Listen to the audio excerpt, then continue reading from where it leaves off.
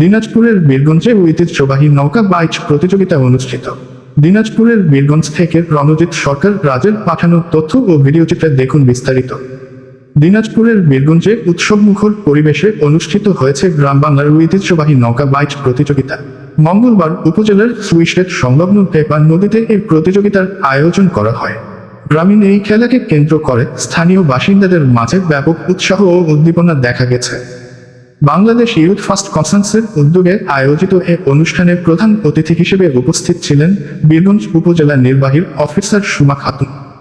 বিশেষ অতিথি হিসেবে উপস্থিত ছিলেন ৪ নং পাল্টাপুর ইউনিয়নের চেয়ারম্যান মোহাম্মদ তৌহিদুল ইসলাম, বীরগঞ্জ থানার ডিএসপিডিআইও মোহাম্মদ হায়দার আলী এবং world vision Bangladesh Birganj area manager Robert Kamal Sarkar. নৌকা বাইচ উপলক্ষে সকাল থেকেই পেপার নদীর দুই তীরে হাজার হাজার মানুষের সমাগম ঘটে।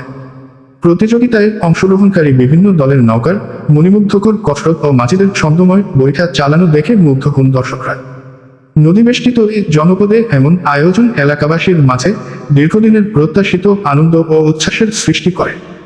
দর্শকদের মুহুর্মুহু করতালিতে পুরো এলাকা উৎসবের নগরীতে পরিণত হয়।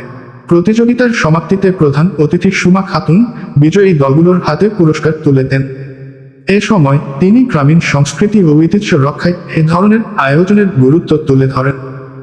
আয়োজক সংস্থার পক্ষ থেকে জানানো হয়, বর্তমান প্রজন্মের কাছে দেশীয় ঐতিহ্য তুলে ধরতে এবং তরুণদের সুষ্ঠু বিনোদনে সম্পৃক্ত করতে এই উদ্যোগ নেওয়া হয়েছে।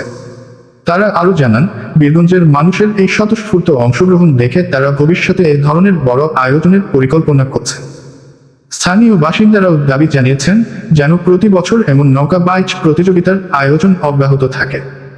ঘটনার পর থেকে এলাকায় একটি উৎসবের আমেজ বিরাজ করছে।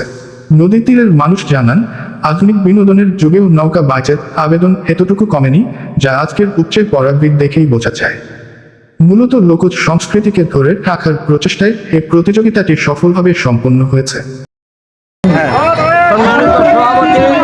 এবং বিভিন্ন হাজার হাজার মানুষের ঐতিহ্য বাংলাদেশের একটা আমাদের আমাদের নৌকা বাইচ, এটা আমরা বিওয়াইআরসিকে ধন্যবাদ জানাই এবং আরও ধন্যবাদ জানাই প্রশাসন যে আমাদের সহযোগিতা করতেছে, তাদেরকে আমরা ধন্যবাদ জানাই। এই খেলা বহুদিন আগে হয়েছিল, এই আগে এখন আমরা আরও সকলেই সহযোগিতা করে আমরা বিওয়াইসকে